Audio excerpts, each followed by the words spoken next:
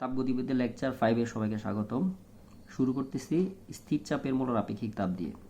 স্থির চাপের মোলার আপেক্ষিক তাপ, তার আগে বলে রাখি লেখাগুলো আমি আগেই লিখে রাখছি সময় স্বল্পতার কারণে, যেন সময় যেন কম লাগে। স্থির চাপে মোলার আপেক্ষিক তাপ সিপি কাকে বলতেছে? চাপ স্থির রেখে 1 মোল পরিমাণ কোনো গ্যাসের তাপমাত্রা যদি আমরা 1 কেলভিন বৃদ্ধি করতে যে তাপ দিব বা যে তাপের প্রয়োজন হবে তাকে আমরা সিপি বা স্থির চাপে মোলার আপেক্ষিক তাপ বলবো। 9-10-এ আপেক্ষিক তাপের সাথে আমরা পরিচিত হয়েছি, সেটা ছিল Q equal to M S del theta. এখানে যে কিউটা সেটা ছিল গৃহীত বা বর্জিত তাপ, এম ছিল সেই বস্তুর ভর, এস ছিল আপেক্ষিক তাপ, তাপমাত্রার পরিবর্তন ডিগ্রিতে, ডিগ্রি সেলসিয়াসে অথবা কেলভিনে। তো এস এর সংজ্ঞাটা আমরা ওখানে কীভাবে দিতাম? 1 কেজি কোনো পদার্থের বা কোনো বস্তুর তাপমাত্রা 1 ডিগ্রি সেলসিয়াস বা 1 কেলভিন বৃদ্ধি করতে যে তাপের প্রয়োজন তাকে আপেক্ষিক তাপ বলছি। তো এখন এসে সংজ্ঞাটা একটু চেঞ্জ হওয়াতে আমরা কি দেখতেছি? তাপমাত্রা 1 কেলভিন আর পরিমাণটা হচ্ছে মোল দ্বারা। তো এই কারণে পরিবর্তিত বা সূত্রটা একটু চেঞ্জ হয়েছে। চেঞ্জটা কি? এস এর জায়গায় আমরা সি বসালাম, এম এর জায়গায় আমরা এন বসালাম। তাহলে কি বলবো? 1 মোল পরিমাণ কোনো গ্যাসের তাপমাত্রা 1 কেলভিন বৃদ্ধি করতে যে তাপের প্রয়োজন। তো তাপের প্রয়োজন কিসে? চাপে। কিসে চাপ? স্থির চাপে। তো এটাকে আমরা বলতেছি সিপি।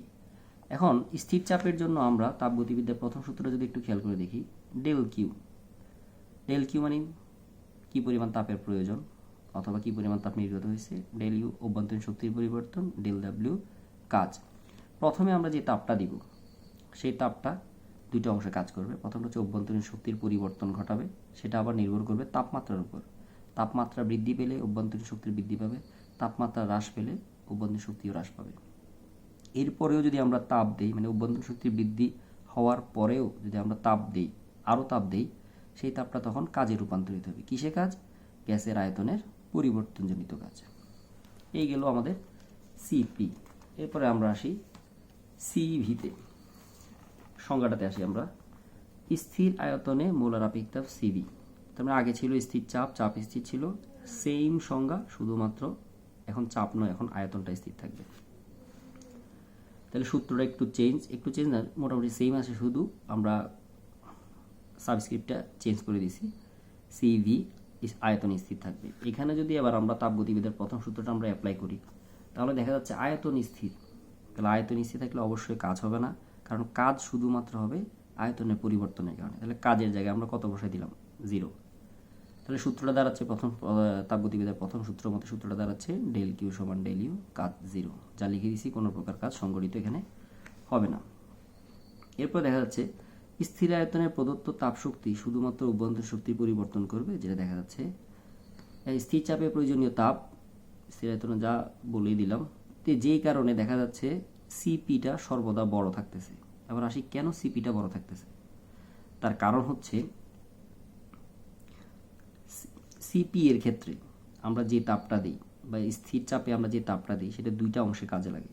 আর আমরা স্থির আয়তনে যে তাপটা দিচ্ছি সেটা শুধুমাত্র অভ্যন্তরীণ শক্তির পরিবর্তনের জন্য। তাহলে অভ্যন্তরীণ শক্তির পরিবর্তনে যে তাপ লাগবে শুধুমাত্র, স্থির চাপের ক্ষেত্রে দেখা যাচ্ছে একই পরিমাণ তাপ দিলে অভ্যন্তরীণ শক্তি এবং কাজ দুইটা অংশে কাজে লাগতেছে। তার মানে ওখানে তাপটা আমাদেরকে তুলনামূলক কি দিতে হচ্ছে? বেশি। তো তাপ বেশি দেওয়া মানে কি? আপেক্ষিক তাপটাও বেশি হওয়া, কারণ আপেক্ষিক তাপের সাথে তাপ পাই সম্পর্ক কেমন? সমানুপাতিক। তো এই কারণে আমরা বলতে পারি যেহেতু তাপ সিপিতে মানে স্থির চাপে বেশি লাগতেছে, এখানে সিপিটা বড় হচ্ছে আর সিপিটার তুলনামূলক কি হচ্ছে? কম হচ্ছে। তাদের ভিতরে একটা গাণিতিক সম্পর্ক আছে, সেই গাণিতিক সম্পর্কটা হচ্ছে CP minus CB is equal to R. এবার আমরা আসি সিপি ও সিবি এর মধ্যে সম্পর্ক, যে সম্পর্কটা কিছু আমরা লিখলাম CP minus CB equal to R. CP এর সংজ্ঞা অনুসারে আমরা জানি কিউপি সমান এন সিপি টিটি। তাহলে সংজ্ঞাতে আমরা বলছি 1 মোল তাপমাত্রার পরিবর্তন হবে 1 কেলভিন, 1 বসালে শুধু সিপি থাকতেছে, তাহলে প্রয়োজনীয় তাপ হবে সিপি এর সমান। সেম একইভাবে সিবি এর সংজ্ঞা অনুসারে কিউভি সমান সিবি। তাপগতিবিদ্যার প্রথম সূত্র মতে যদি স্থির চাপের যে কথাটা আমরা বলি, স্থির চাপে যদি আমরা দেখি ডি কিউ, যেটা ডেল ছিল আগে, ওই ডেলটাকে আমরা এখানে ডি লিখলাম ক্যালকুলাসের ভাষায়, এখানে আবার লিখছি, সমস্যা নেই, একটা লিখলে হবে। ডেল কিউ সমান del U plus del W. Del ডব্লিউর পরিবর্তে লেখা যায় পিডিভি। ডেল কিউপি এর পরিবর্তে বসালাম সিপি, কিউবি এর পরিবর্তে বসালাম সিভি, তাহলে থাকতেছে CP minus CV equal to P del V, যেটা আমরা কি করলাম 1 নম্বর সমীকরণ আকারে লিখে রাখলাম। এখানে একটা ছোট একটা ব্যাপার, সেটা হচ্ছে কিউভি, ডেল ইউর পরিবর্তে কিউভি কেন আসলো? স্থির আয়তনে যে তাপটা দিচ্ছি সেটাই কিন্তু অভ্যন্তরীণ শক্তির পরিবর্তন করতেছে, তাহলে অভ্যন্তরীণ শক্তি পরিবর্তনের পরিবর্তে আমরা স্থির আয়তনের প্রয়োজনীয় তাপটা লিখলাম পাশ থেকে।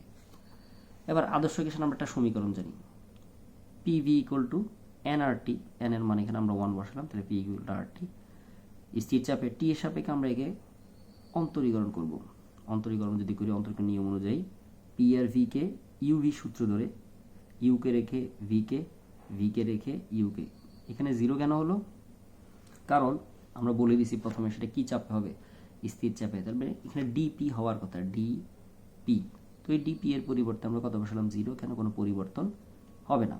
এরপরে আর কে রেখে টিকে ডিটি লিখলাম, টিকে রেখে আর কে করলেও 0 আসতেছে কেন? আর হচ্ছে একটা ধ্রুবক, যাকে আমরা বলি মোলার, সার্বজনীন মোলার গ্যাস ধ্রুবক, তাহলে ধ্রুবককে যখনই আমরা অন্তরীকরণ করব তার মান হবে 0। তাহলে সমীকরণটা কি দাঁড়াচ্ছে? পিডিভি সমান আর ডিটি। এখন ডিটি মানে তাপমাত্রা পরিবর্তন, আবারও বলে দিলাম সংজ্ঞা অনুসারে 1 কেলভিন হবে, তাহলে পিডিভি সমান হচ্ছে আর। তাহলে এখন 1 নম্বর সমীকরণে আমরা পিডিভি এর মান যদি বসাই তাহলে কি আসতেছে? CP minus CV is equal to R. তো এটাই হচ্ছে আমাদের সেই সমীকরণটা। এরপরে আসি আমরা মোলার আপেক্ষিক তাপের অনুপাত, যাকে আমরা গামা দ্বারা প্রকাশ করি। তাহলে গামা কি? CP divided by CV. কিছুক্ষণ আগে আমরা বলছি যে সিপি হচ্ছে বড়, সিভি হচ্ছে ছোট, তাহলে বড় মানকে ছোট মান দ্বারা ভাগ করলে অবশ্যই ভাগফল 1 থেকে কি আসবে? বড় আসবে, তার মানে গামার মান সর্বদা 1 থেকে বড় হবে। এরপরে আমরা আসি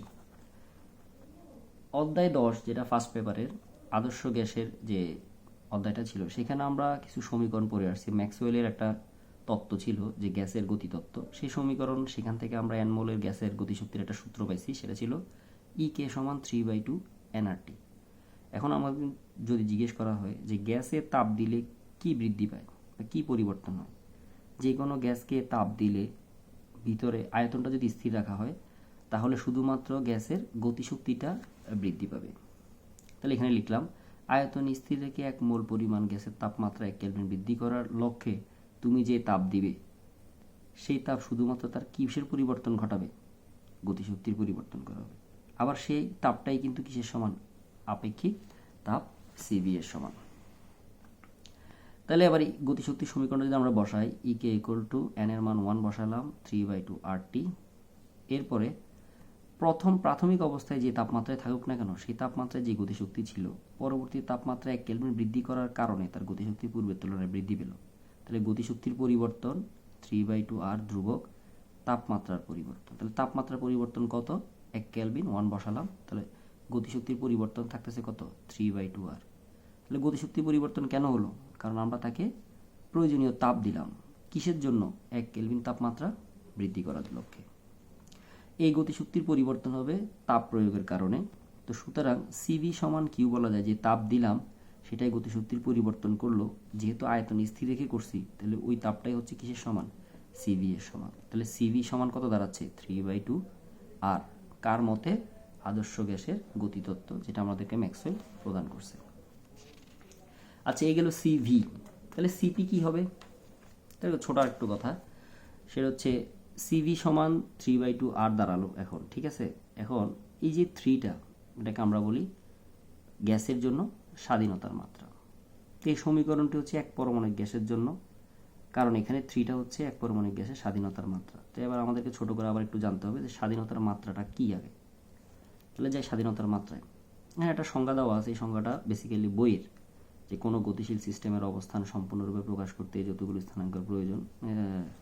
তো আমরা হয়তো ওইভাবে বুঝবো না, আমরা যেভাবে বুঝবো সেটা আমরা এখানে ছোট করে লিখে দিচ্ছি, যে সহজভাবে আমরা কীভাবে বুঝবো যে 1 পরমাণু গ্যাসের ক্ষেত্রে স্বাধীনতার মাত্রা নির্ণয়ের সূত্রটা।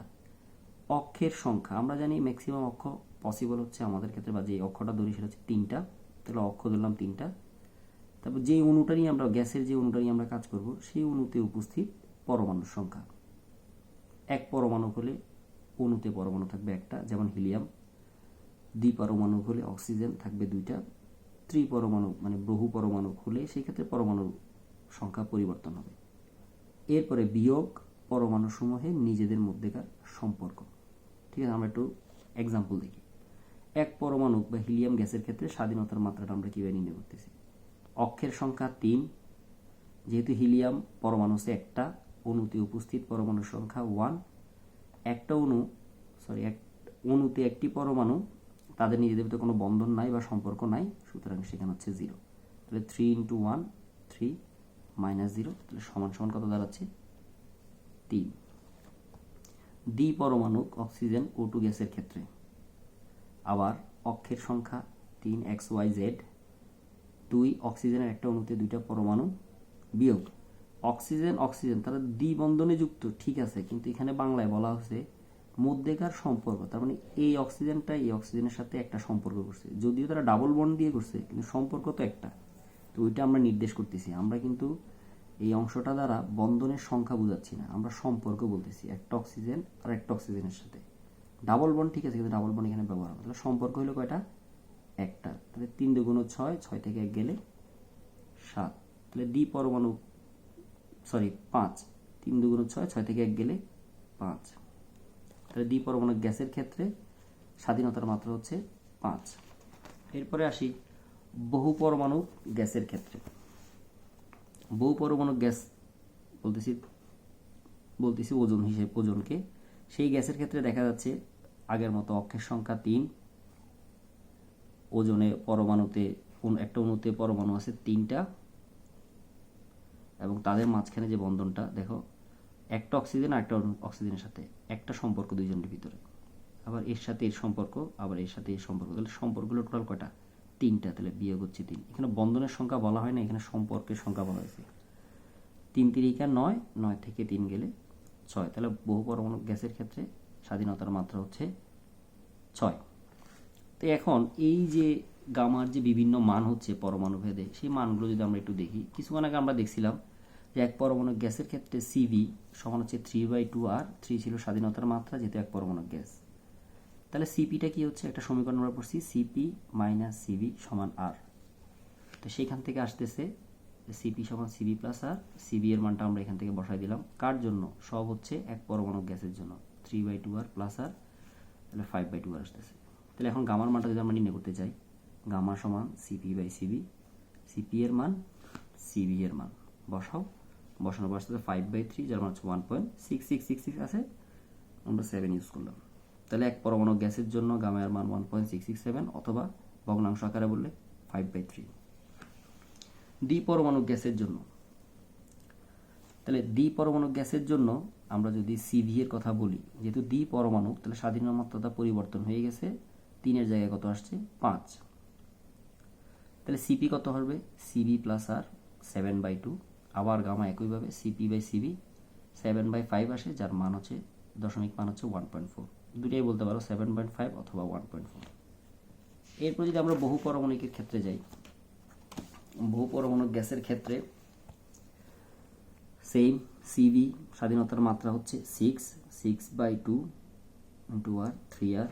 CP আগের মতো নির্ণয়, গামার মান CP/CV ভগ্নাংশ দশমিকের মান 1.33, গামার মান হচ্ছে 1.33। এইভাবে আমরা গামার সবগুলো মান মুখস্থ রাখলেই হয়, বাট এভাবে বের করে রাখতে পারি চাইলে। ঠিক আছে, এই ছিল আজকের লেকচার 5। গামা নিয়ে যত ধরনের প্রবলেম ছিল বা CP/CVর যত রিলেশন ছিল, সব এখানে দেখানো হয়েছে। সবাইকে ধন্যবাদ।